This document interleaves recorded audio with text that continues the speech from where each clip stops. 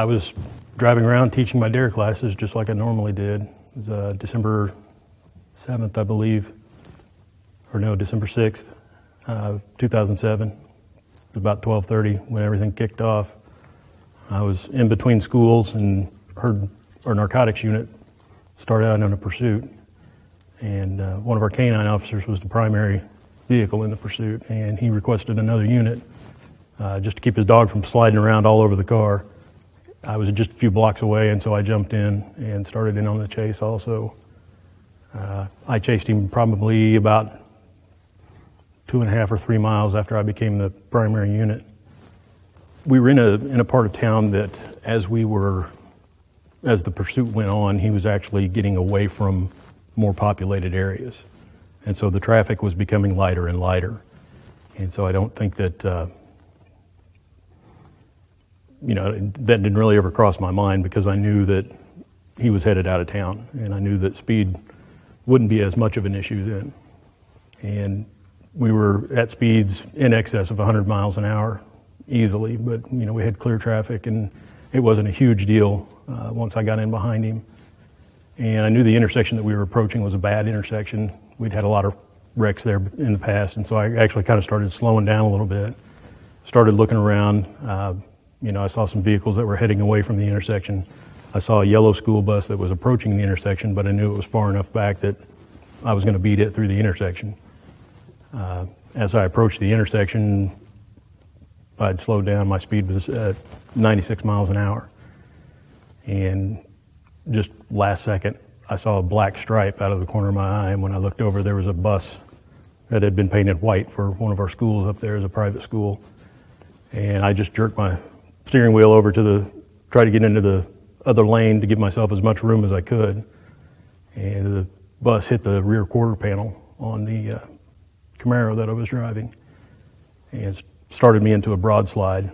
When I hit the dirt on the other side of the intersection, the car started to roll. The only thing that kept it from rolling all the way over was a tree that slammed into the hatchback, the hatch cover on the trunk. When I hit, it spun me 180 degrees and flattened me back out. And I continued to slide about 170 feet more before I impacted a utility pole. The utility pole hit right behind the passenger side front tire and basically just sliced the car in half diagonally to the left rear corner, and came to a stop up against a fence. Never lost consciousness. I remember the airbags going off. I remember all the dirt and the glass flying around. I remember all of a sudden the car just being open. Didn't really think much about it.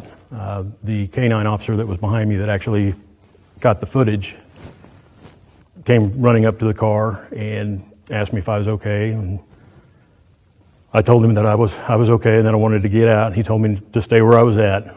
And he came around to the open side of the car on the passenger side. And I remember a lot of blood. I remember spitting rocks and glass and everything out of my mouth, but I didn't realize that at the time. And so I asked him if my teeth were okay. He said, "Your teeth are fine." And so I realized then that I was spitting out the glass fragments. I told him to get into my trunk and get my first aid kit that I carried, so I could start, getting some of the blood stopped just from all the cuts from the glass. And I remember him looking at me and then looking at the back of my car and looking back at me and saying, "Dude, you don't have a trunk."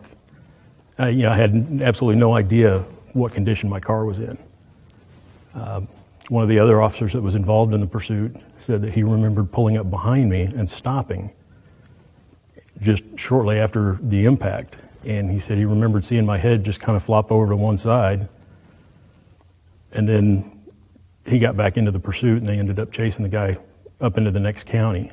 They took me to the hospital, had me in the emergency room. Of course, they had me on the backboard with the neck brace and all that kind of stuff. After they did all their x-rays and MRIs and everything, I was able to get released from all of that, and was in the emergency room for about 4 hours, and then was able to leave and go home with just the cuts and scrapes from the glasses, or from the glass that hit.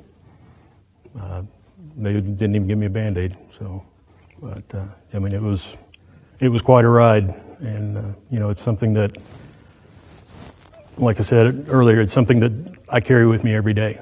There's not a day goes by that something doesn't happen that reminds me of this. Matter of fact, last July, I went into the doctor and had a piece of glass that had to be cut out of my eyebrow because it had started moving, and they were afraid it would get down onto my eyeball and cause some damage there.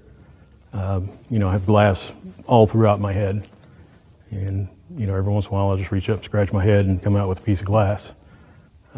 Doctors have told me that that's pretty common when you have a major accident, and that's something that could go on for years.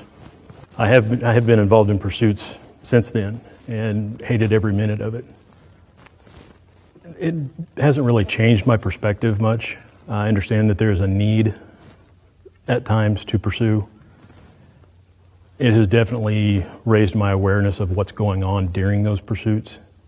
Even when I'm not involved, I listen, and listening to the radio traffic between units and the coordination that needs to go into it. The last two pursuits that I have been involved with have been stopped using stop sticks. And I think, the more tools that we can gain like that to get these shut down as quickly as we can is going to be a lot better for us in the long run, simply because I feel the longer the pursuit goes on, the more chance you have of something like this happening. The pursuit that we were in was not a long pursuit, but it was very high speed, and I think that accentuates things a lot. Like I said, I don't feel that there's a need to completely cut out pursuits. There was some discussion around the station after my accident about instituting a no pursuit policy, and it was decided that, like I said, at times we do have grounds to pursue these people, and and if it gets into a high speed situation, I think it's something that we need to rely on our training. We need to continue training and use that to our advantage. I think that's very important. I think that's an important part of where our training kicks in, because that's the only thing that's gotten me through them, is just falling back on my training and pushing the accident out of my mind, just doing what I was trained to do, finish the incident, get it taken care of, and then I can fall apart on my own time if I need to. So I was diagnosed with post-traumatic stress disorder shortly after the accident, just due to the stress involved in the situation. And that's been very costly for me personally. I've been was married at the time. I'd been married about 13 years. I've since lost that marriage and then remarried shortly after that and have lost that one as well. So I'm 0-2 on marriages because of this one incident. And, it's something that's very difficult for me to deal with because I'm very family oriented and was raised, with a family. And so being without that and having to deal with this kind of stuff on a daily basis is very hard. There are a lot of days that I don't feel like talking about the crash. And those are usually the days that I run into somebody that, hey, I saw your video on YouTube, and they want to talk about it and they want to ask about it, not realizing what it does to me and, what I am going through because of that. That video has been seen thousands of times, but I've only seen it once. And I kind of jokingly tell people I don't need to see it because I had a front row seat when it was made, and that's kind of been my defense mechanism against a lot of the stress that's involved with that, is just to kind of play it off and joke around about it. But it's like I said, it's something that's very difficult for me to deal with, and it's a very dark spot in my life. But there's nothing else I can do with it other than just learn to live with it and go on. I've been involved in the church since I was a young child. Actually went to college. When I started college, I went to OBU for 3 years and had started out to study to be a minister. It just, throughout the first couple of years I was there, it just never felt right. And I was talking to one of my advisors about it, and he told me that sometimes God takes you down a road to teach you things that you will use somewhere else in life. And about 2 weeks later, I saw a recruiting video for the Highway Patrol, and it was like somebody hitting me with a hammer. I was like, that's what I want to do. I want to be a police officer. I want to serve my community. I want to serve my state. I ended up in Enid and have been there ever since, coming up on 20 years now. But I definitely think that God has put me in this position for a reason.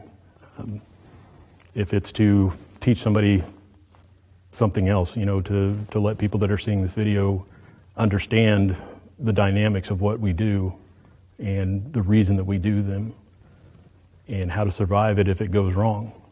I think that's also something that's very important.